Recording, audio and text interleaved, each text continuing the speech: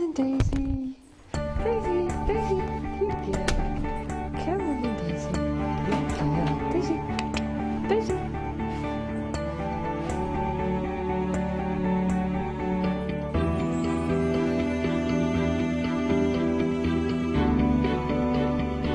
Good girl. Very good. Yes, you are. Good girl. Very clever. Good girl. Hi, this is Heidi Hudson, the dog reporter for the Kennel Club, and I am the lovely countryside of Aylesbury. We're here at a very special location. I've been incredibly lucky today. I have just witnessed firsthand a rarity, and also an extraordinary feat of dogs, which is cancer biodetective dogs, correct? Here I am with Claire Guest, and she's here to tell us all about this incredible organization working with dogs, helping to detect cancer in humans. Hi Claire, welcome. Hi, nice to meet you. Hi. Thank you so much for such a lovely opportunity to see these dogs working. Just was awestruck. I think it almost brought a tear to my eye because it's so beautiful to watch. These dogs are so amazing. Let's start from the beginning. How did this organization come to be? Well, it's quite a long story. It goes back a number of years.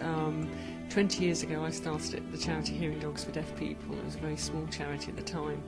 And one of my colleagues, there were 4 of us working there, told me this story about a pet dog she'd had. And this dog had paid a persistent and interest in a small mole on her leg.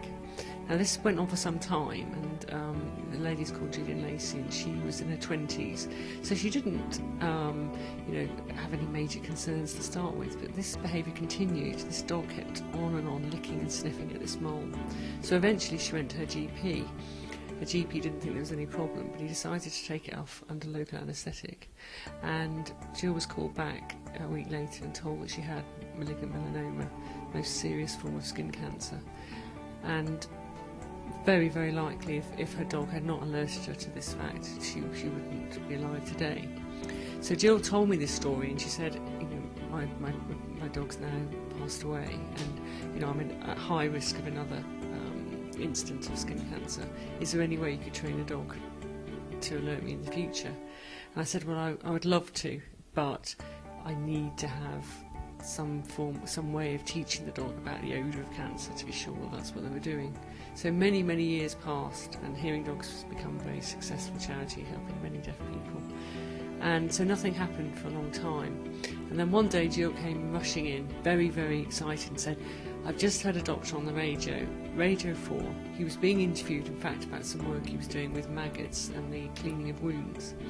And he was asked, did he believe there was any other field in which animals, I suppose animals in the broad sense, maggots not being animals in the sense of dogs, but is there any way that other animals could help in human health? And this doctor, Dr. Church, said yes, he believed, because he'd heard of a number of stories across the world, that dogs might be able to smell cancer. Now, it just happened, and this is where I think it was just serendipity, that we all lived within 20 minutes of each other. Jill and myself and Dr. Church all lived within 20 minutes of each other. So the first research project was started. Now, this was started with the help and the work of the Bucks NHS Trust, and without them we couldn't have done anything. So we teamed up with a charity called Amaderm, which is part of the Buckinghamshire Hospitals NHS Trust, and all the patients came from the hospital, and we worked with a team of researchers there. And it was a fantastic, groundbreaking study, and we were just trying to prove for the first time that dogs could actually be trained to identify the odour of cancer. And the study was finally published in the British Medical Journal in 2004, and of course made news across the world that cancer has a smell and dogs are able to smell it. And is this the first time that this study's ever been published anywhere in the world? So England started this research? Yeah, it's the first time in the world it's been published.